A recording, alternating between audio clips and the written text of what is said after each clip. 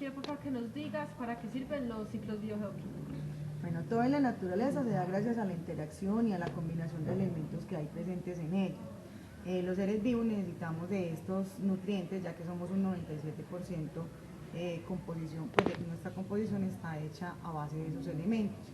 Elementos que podemos clasificar en dos grandes grupos, los macronutrientes y los micronutrientes. Dentro de los macronutrientes podemos tener el caso como es el hierro, el sodio, el potasio y el oxígeno, que forman parte pues de lo que hablamos como ciclos, y de los otros micronutrientes como es el caso del cobre y el plomo, en este caso para los que ustedes están trabajando.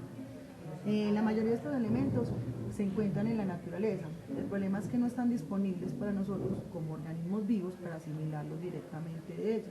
Entonces, para eso, ellos tienen que estar constantemente moviéndose dentro de lo que es la atmósfera, la litosfera y la hidrosfera, y dependiendo de cómo ellos se encuentren, cómo ellos se muevan, en qué organismos los encontremos, pueden ya ser fácilmente asimilables por los organismos vivos. Gracias a esto aparece lo que pues, como el tema central del trabajo de ustedes, que son los ciclos biogeoquímicos, que es la facilidad que tienen estos elementos de moverse en la naturaleza en diferentes formas dentro de lo vivo y no vivo, y ser asimilados por los organismos, ser utilizados para sus procesos propios y nuevamente regresar al sistema o regresar al medio para poder volver a ser, como en pocas palabras, reciclados y reutilizados nuevamente por otros organismos. Ejemplos vivos, pues ejemplos que se ven cotidianamente en la naturaleza, tenemos el caso del sodio. El sodio es importantísimo para los seres vivos en el proceso de regulación osmótica. Permite que las células estén constantemente regulando la parte del ingreso o de salida de agua de ellas. Tenemos el caso de el cobre en la fotosíntesis, por ejemplo, y de otra cantidad pues, de macromoléculas o micromoléculas que van a estar funcionando constantemente a nivel de la naturaleza y que los organismos vivos las necesitamos pues, como para poder trabajar con ellas. ¿En qué procesos industriales alteramos los ciclos? En general, desde que comenzó el proceso de industrialización, los ciclos biogeoquímicos se han visto afectados, sea porque necesitan elementos para materia prima o porque productos de los procesos de industrialización generan afectación a los mismos ciclos. En especial, pues tenemos que el equilibrio, en este momento, por ejemplo, el principal problema que tenemos a nivel de los ciclos biogeoquímicos con esas alteraciones a la industria está con los combustibles fósiles. Al exceso de la utilización de los combustibles fósiles generan excesos de dióxido de carbono.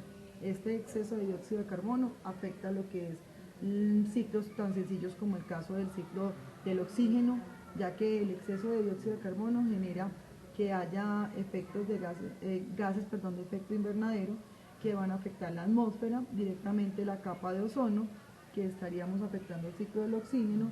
Al afectar el ciclo del oxígeno tendríamos la capa de ozono, tendríamos aumento de la temperatura. Esto generaría que se afectara el ciclo, por ejemplo, del agua. Al afectar el ciclo del agua tenemos que lo que son los casquetes polares, lo que son el aumento en los niveles de agua, afectando ecosistemas completos, afectando ciclos completos. Y fuera de esto, el aumento de temperatura también generaría que muchos de los nutrientes que se están moviendo no se puedan asimilar o no puedan volver bien a los ciclos. Se darían efectos en los cuales los organismos no podrían como existir en X o Y momento en ciertos lugares debido a que no estarían los micronutrientes disponibles. Por ejemplo, aumentar lo de la parte, pues como les decía, lo del dióxido de carbono, también genera que haya aumento en el ciclo del nitrógeno. Se había afectado también el ciclo del nitrógeno porque aumenta lo que es los óxidos, el óxido nitroso y el óxido de nitrógeno, que también estarían presentes a nivel de la atmósfera y que son parte vital del ciclo del nitrógeno. Entonces también estaríamos afectando el ciclo del nitrógeno, que si no está como en las cantidades o en los momentos específicos, tampoco podría ser asimilado por plantas, por bacterias, para poder volver a funcionar. También estaríamos afectando lo que son los tres momentos en los cuales se mueve un ciclo. Porque tenemos el ciclo tendría que estar dentro de la parte atmosférica, hidrosférica y en la parte de la litosfera como tal.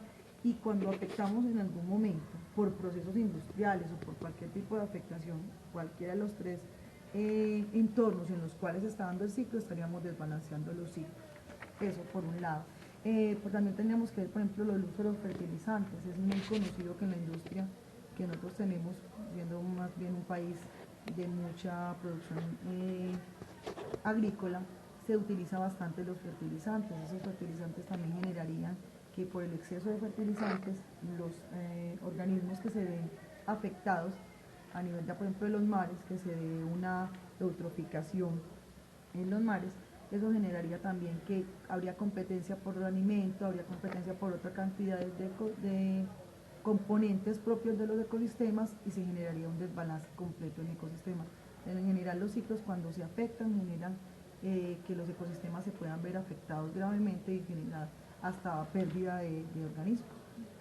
Bueno, y por último, ¿qué inconvenientes ambientales ocurren si se interrumpe el ciclo?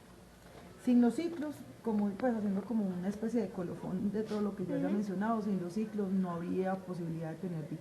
Esa es la principal, o sea, los ciclos son vitales para que los nutrientes, que aparentemente en algunos casos son desechos, puedan ser utilizados para comenzar otro proceso.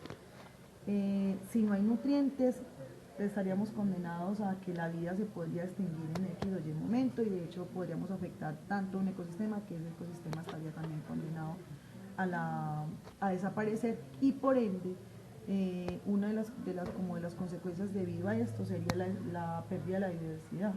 Se perderían muchos organismos que estarían involucrados en estos procesos, en estos ciclos, en esas cosas, y al perderse los organismos tendríamos también pérdida de ecosistemas completos.